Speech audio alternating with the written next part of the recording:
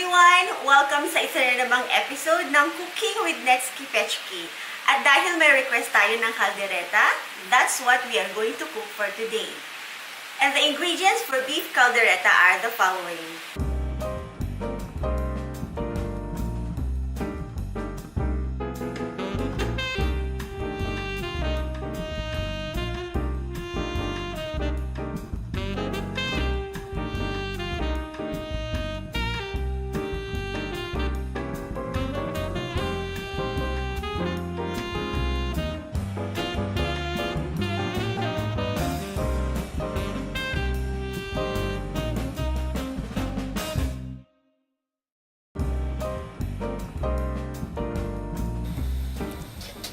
Heat oil in a pan, then fry the carrots and onions.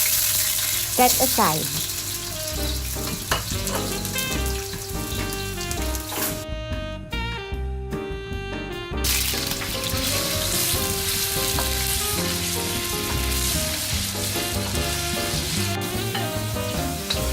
Saute the garlic and onions, then add in the beef ribs.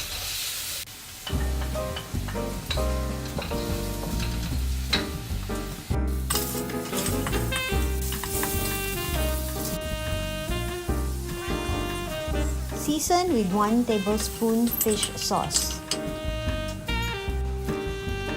Add the beef broth, tomato sauce, 1 beef cube, and the rest of the ingredients.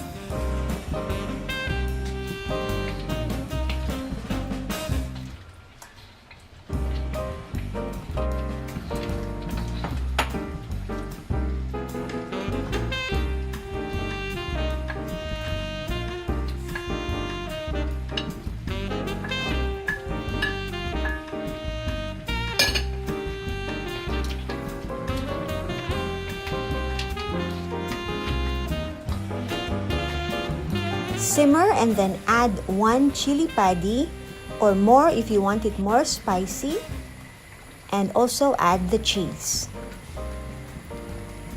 Season according to your taste. And here is our beef caldereta. Ang chicken niya. Yan.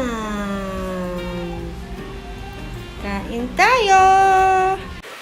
And that's how I make my own version of kaldereta, Netski Pechki style. Thank you so much for watching and see you again on the next vlog. Don't forget to subscribe. Click on the bell button so that you'll be updated when I upload a new video. Thank you!